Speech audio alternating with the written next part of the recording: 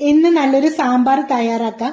കുക്കറിൽ നല്ലോണം കഴുകിയ 1 കപ്പ് പരിപ്പിലേക്ക് 1/2 ടീസ്പൂൺ കായപ്പൊടി, 1/2 ടീസ്പൂൺ മഞ്ഞൾപ്പൊടി, ആവശ്യത്തിന് ഉപ്പും 2 കപ്പ് വെള്ളം ഒഴിച്ച് നല്ലോണം വേവിക്കണം. നാരങ്ങ വലുപ്പത്തിൽ പുളി കുറച്ച് വെള്ളം ഒഴിച്ചൊരു പാത്രത്തിൽ മാറ്റി വെച്ചിട്ടുണ്ട്.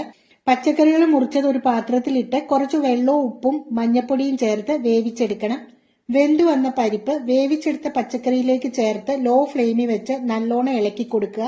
ഒരു പാൻ ഗ്യാസ് സ്റ്റോപ്പിൽ വെച്ച് 1.5 ടേബിൾ സ്പൂൺ കാശ്മീരി മുളക് പൊടി, 1.5 ടേബിൾ സ്പൂൺ മല്ലിപ്പൊടി, 1/2 ടീസ്പൂൺ മഞ്ഞൾപ്പൊടി, 1/2 ടീസ്പൂൺ ഉലുവാപ്പൊടി, 1/2 ടീസ്പൂൺ കായപ്പൊടിയും കൂടി ചേർത്ത് പച്ചമണം മാറുന്നവരെ തീരെ ലോ ഫ്ലെയിമിൽ മൂപ്പിച്ച് പുളി പിഴിഞ്ഞ വെള്ളം ഇതിലേക്ക് ഒഴിച്ച് നല്ലോണം മിക്സ് ആക്കി വെന്തു വന്ന പച്ചക്കറിയുടെയും പരിപ്പിന്റെയും കൂട്ടിലേക്ക് ചേർത്ത് 5 മിനിറ്റ് മീഡിയം ഫ്ലെയിമിൽ തിളപ്പിക്കുക. ഒരു പാൻ ഗ്യാസ് സ്റ്റോപ്പിൽ വെച്ച് എണ്ണ ഒഴിച്ച് ചൂടാവുമ്പോൾ കടുകിട്ട് പൊട്ടിക്കുക. സാമ്പാറിന് വേണ്ടുന്ന വെണ്ടയ്ക്ക ചേർത്തൊന്ന് വഴന്നു വരുമ്പോൾ വറ്റൽമുളകും കറിവേപ്പിലയും മൂപ്പിച്ച് സാമ്പാറിലേക്ക് ചേർക്കാം. Thank you for watching.